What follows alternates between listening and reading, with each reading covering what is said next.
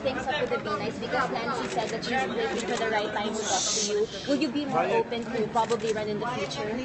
I think that at this point, it's better that we don't really discuss our personal relations through the media. I mean, if there are any talks between us, I think it should be in private.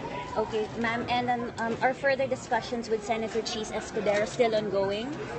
Well, Senator Cheese and I have been friends, and yes, we talk about possibilities, but there's nothing certain. For now, it's undecided.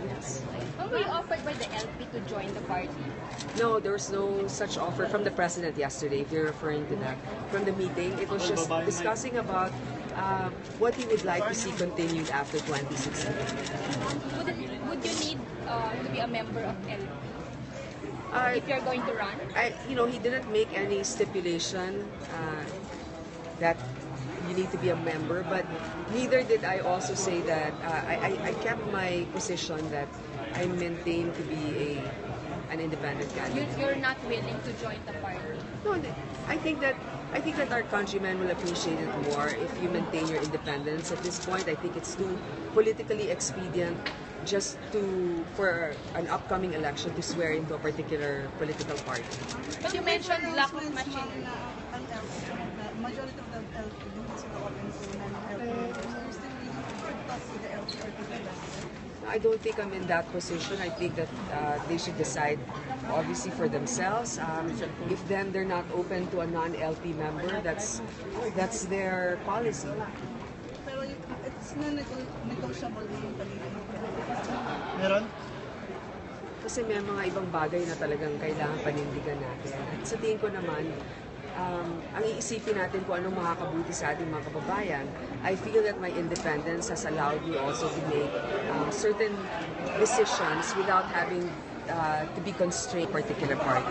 Not that I'm saying that a party is not good, but what I'm just saying is that there are certain considerations that it's better also to remain independent. On this early, former Congressman Jim Panas said he will file a disqualification case against you if you decide to run. What can you say about it? Well, it's his right to file a case. We are ready for it. In fact, our countryman has been given a preview of the case that they will file against me. Alam niyo naman po, marami namang mga kaso na pwedeng isampa. Mas mabuti na yan na lang ang kasong isinasampa sa akin dahil ako naman po ay nagsasabi ng totoo. Ang iba ay tatakbo, mas mabigat ang mga kaso na isasampa sa kanila.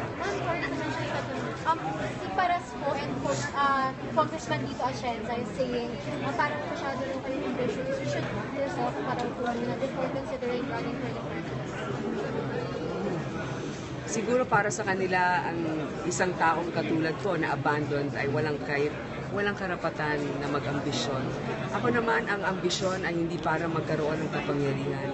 Kung sakasakali man,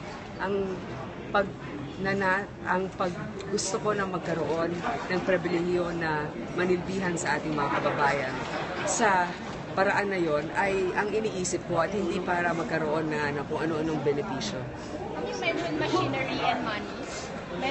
Outside LP, ma'am, you can have other sources or other people who can help you in Yes, I think so. And in fact, kahit naman isang independent candidate, marami naman sa ating mga kababayan ay pwedeng tumulong kung sakasakali.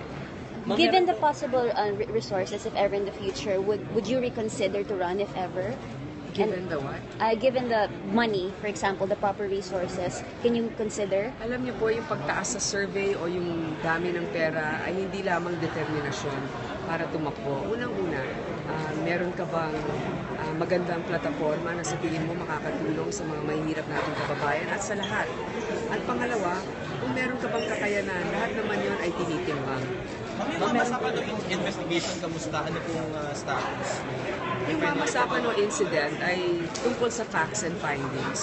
Yan naman po ay na-file na as our committee report. In fact, yung mga kaso na sa tingin namin ay mga rekomendasyon sa ombudsman ay sinumite na namin at sila naman po ay nagbigay na ng acknowledgement tungkol. Thank you. Thank you, guys.